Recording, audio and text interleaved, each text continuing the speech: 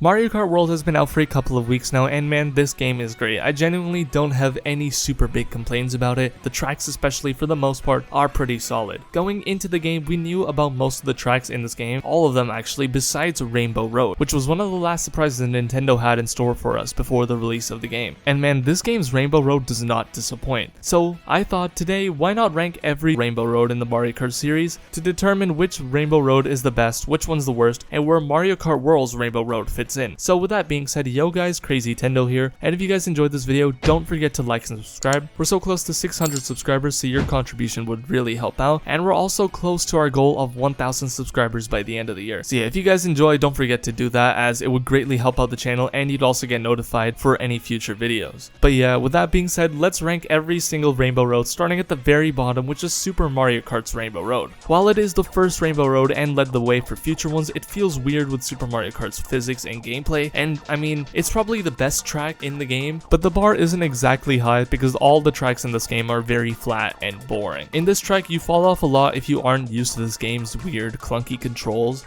and the fact that there's no guardrails doesn't help there. It isn't a difficult track, it's just the physics of the game that make it weird and annoying to play on. It's also the most unique track in Super Mario Kart with the best layout of all the tracks in the game, but like I said, it's still very basic and flat compared to other tracks in future Mario Kart entries.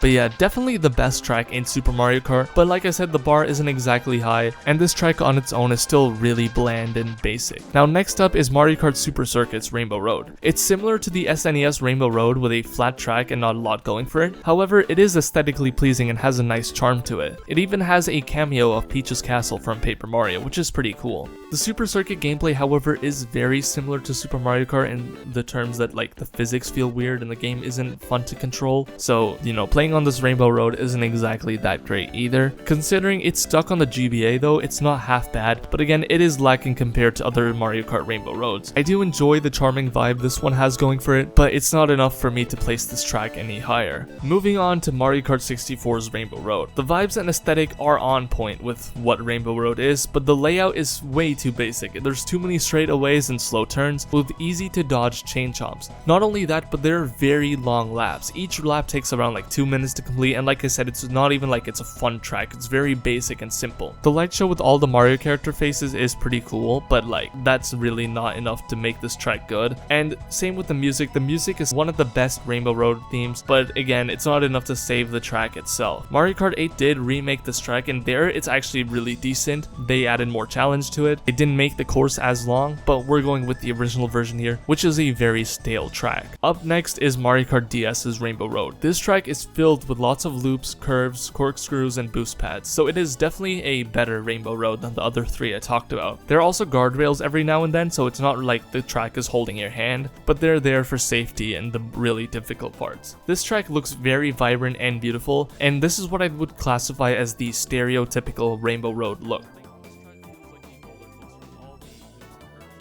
However, there are no really unique track elements like in other games, so it's a bit more on the basic side. And it isn't a super crazy track either. It does its job well, and it is one of the best tracks in the game, but again, compared to future Rainbow Roads, it is a bit more basic. Mario Kart 8's Rainbow Road had potential, but it was a bit underwhelming due to the overused space station aesthetic, and Mario Kart 7, which came before, setting the bar pretty high. The space station theme is cool and unique, and visually it's great. If this track wasn't meant to be a Rainbow Road, I would say it would be definitely an A tier track, a really good one. However, the fact that it was meant to be Rainbow Road and it was meant to be Mario Kart 8's like special spectacular finale track, it didn't really do a good job of that in my opinion. It does have a good amount of short turns and a fun layout with split roads waving into each other as well, which is pretty cool. So like I said, it is a solid track, but it takes away from the Rainbow Road feeling a bit too much. Mario Kart Double Dash has a pretty stable Rainbow Road. The track design is insane with lots of sharp turns, with sections where you fly through the air. There's boost pads everywhere as well.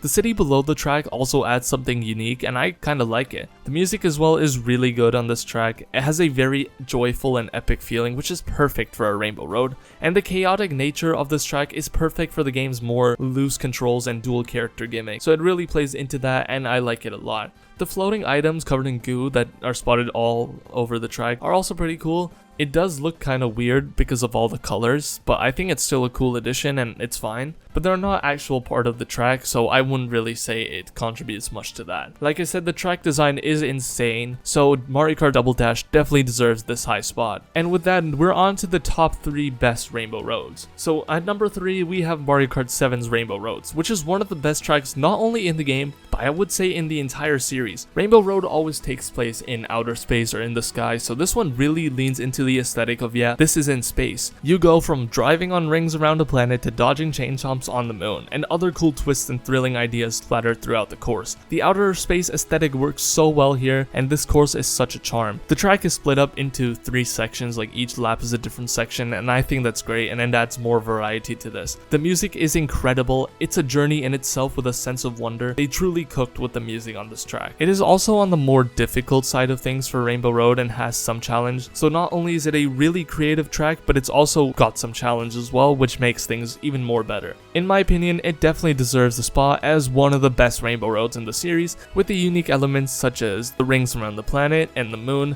and the overall vibe of this track, taking the Rainbow Road magic to another level. Number 2 is Mario Kart Wii's Rainbow Road. One of the most iconic Rainbow Roads in the series. I think literally if you asked anyone to name a Rainbow Road, they would probably think of this one first. It's one of the most iconic ones in the series with a complex layout that has lots of challenge. You go down a hill right at the start and then go into the sharp turn that leads into a portion with massive holes that are very easy to fall through with all the chaos happening. This is arguably the pinnacle and absolute definition of how a Rainbow Road should feel like. It's fast paced and the energetic music that accompanies you is great. It's an exciting and challenging, memorable track. One of the Mario Kart Wii's most iconic tracks and one of the best in the entire series, and in my opinion, it definitely deserves this spot as the second best Rainbow Road in the series, which of course leaves Mario Kart World's Rainbow Road as the best. I try to avoid recency bias here, but I genuinely think that it is the series' best Rainbow Road. Like I said, this was the only track we didn't know about going into the game, and man, Nintendo cooked. One of the most colorful and visually pleasing tracks in the series, and it is also a perfect showcase of what the Switch 2 and Mario Kart World are capable of in terms of graphics. This Rainbow Road has 4 laps instead of the 3, which is kind of unique, and these 4 sections are filled with references to nearly every single past Rainbow Road. Lap 1 is aesthetically pleasing, it's not too difficult, and it has that stereotypical Rainbow Road feeling. However, Lap 2 changes things up and takes you into this gorgeous water and crystal cave, unlike anything we've ever seen, especially when it comes to Rainbow Road. And then later on in this lap, there's also a more blue themed rainbow track, which you drive on. The music in this section calms down as well to match the soothing aesthetic and vibe. The third lap takes you through a space station with almost anti-gravity type sections, with lots of off-road, sharp turns, and thwomps to avoid, with the music also switching gears into a more rhythmic overdrive type beat. And the fourth lap literally feels like it's something out of Wii's Rainbow Road. With all the crazy turns and all the chaos that happens in this final lap, it's just insane. The music also picks up here, gets more energetic and full of wonder. There's even a train that drives by with a bunch of characters from the previous tracks on it. This Rainbow Road truly is a journey. It's not just a track, it's a journey, it's an experience. The only problem is, I'd say some sections are a bit easy, like the first lap and the start of the second lap, which is kind of wide. But honestly, with the 24 racers, there's more than enough chaos here to